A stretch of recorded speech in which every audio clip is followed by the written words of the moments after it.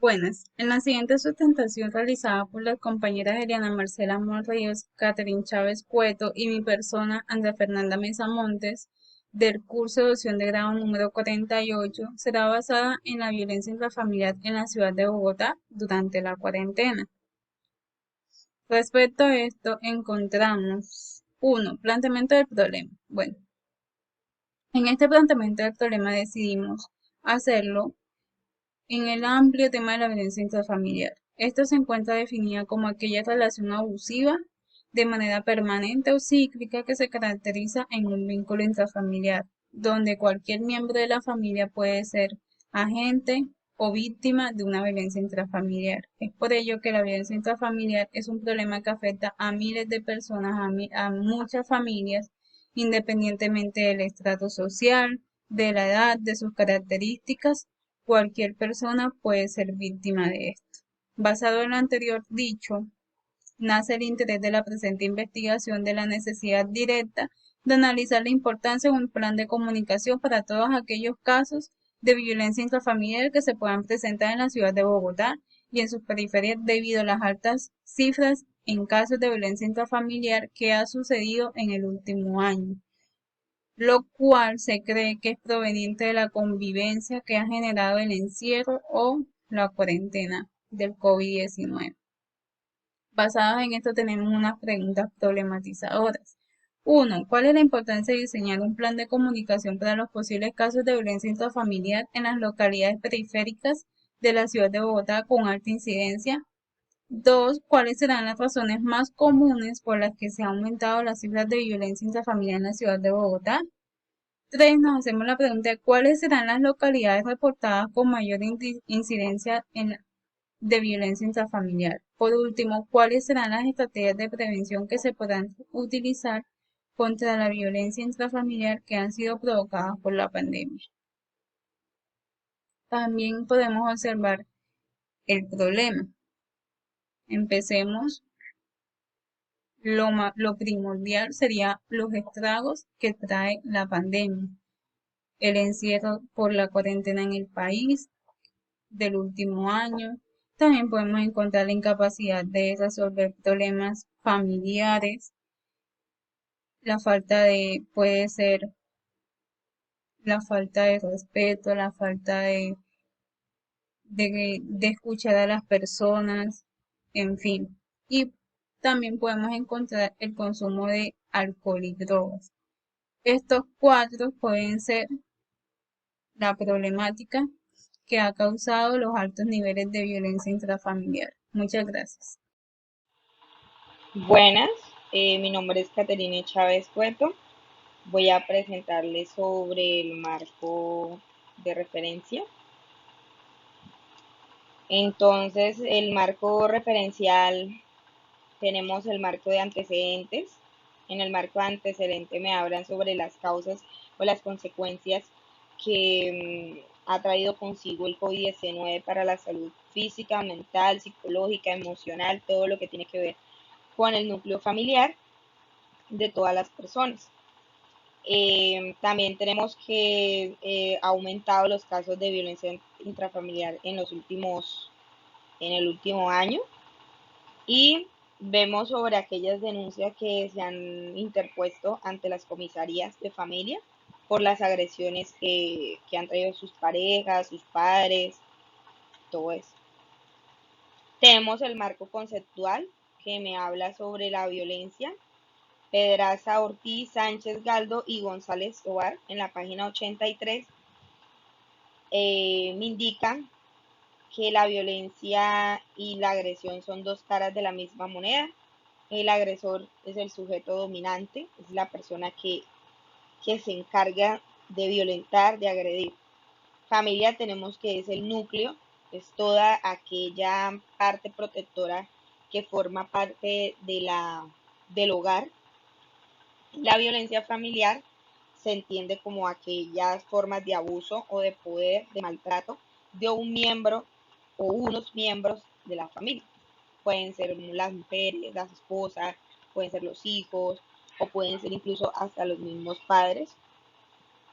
En el marco teórico tenemos que violencia son las acciones que afectan la integridad física, moral que sufren un individuo dependiendo de los factores, de las situaciones, de lo que esté a su alrededor, hace que ese victimario ejerza el poder sobre su víctima.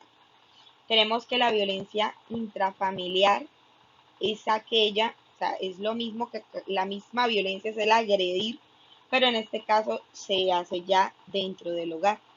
Aquella mujer que es maltratada físicamente por su esposo, bueno, no solamente físicamente, también emocionalmente, aquella persona en la cual no cuenta con una educación, no tienen de pronto una solvencia económica para sostenerse y hacen que o se sienten que ellas tienen que pertenecer ahí porque no tienen para dónde más coger. Entonces, todo eso me habla en el marco teórico.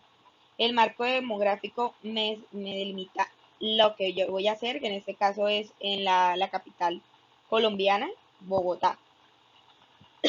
El marco legal lo vemos en la Constitución Política de Colombia, en su artículo 42, define que la familia es el núcleo fundamental de la sociedad. El Estado y la sociedad deben garantizar la protección integral de la familia. También lo tenemos la ley 294, que me habla sobre las acciones y todo, y el decreto 166 de 2010.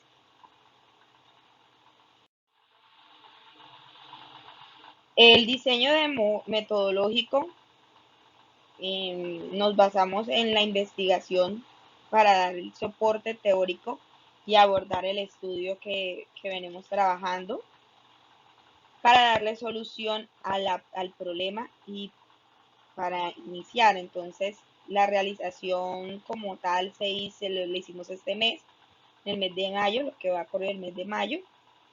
La población objeto fue Bogotá, en la localidad de Kennedy.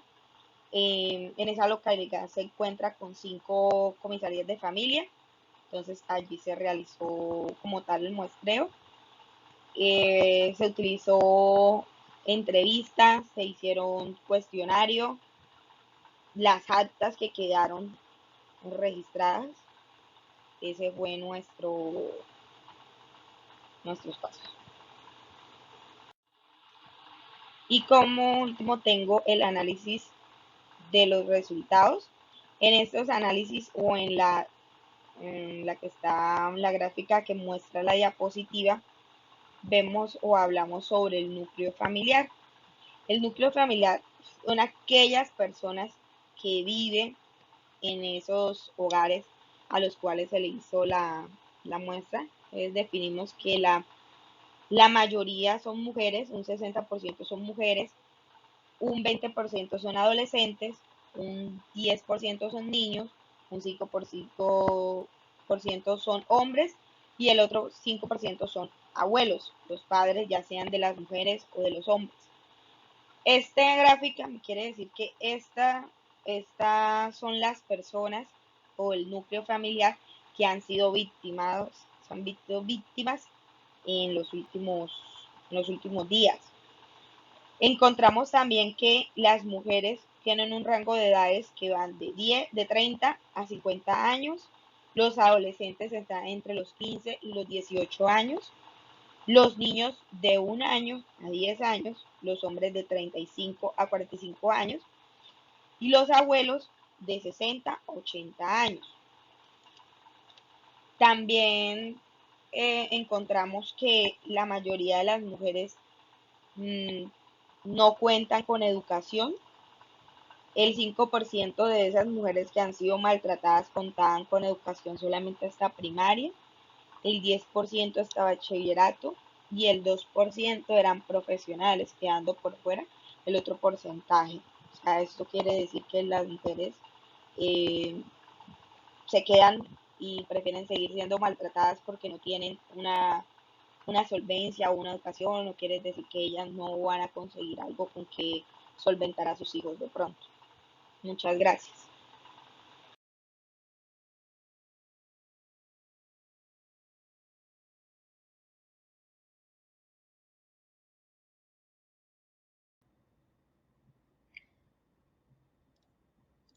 Cordial saludo. Dentro de las conclusiones, en la literatura consultada encontramos que el aumento de los casos de violencia se debe a la vulnerabilidad y la desigualdad que las mujeres encuentran frente a los hombres. Dentro de la construcción socialmente aceptada de las características de un hombre, este debe siempre demostrar su masculinidad, haciendo uso de la fuerza, la violencia, la dominación y ejerciendo control total sobre su núcleo. Y es ahí donde las mujeres quedan en desventaja y empiezan a ser víctimas de maltrato y a vulnerar sus derechos. Las recomendaciones que se dan es establecer normas claras de convivencia, las cuales deben tener derechos y deberes en cada miembro del hogar y los límites dentro de la conducta de cada uno. Utilizar el diálogo como base para la familia y dialogar constantemente con una persona que se encuentre en condición de vulnerabilidad. La escucha activa es otra de las recomendaciones que se dan para llevar dentro del hogar y establecer canales de comunicación que puedan solventar situaciones de violencia. Esta fue la bibliografía consultada. Muchas gracias.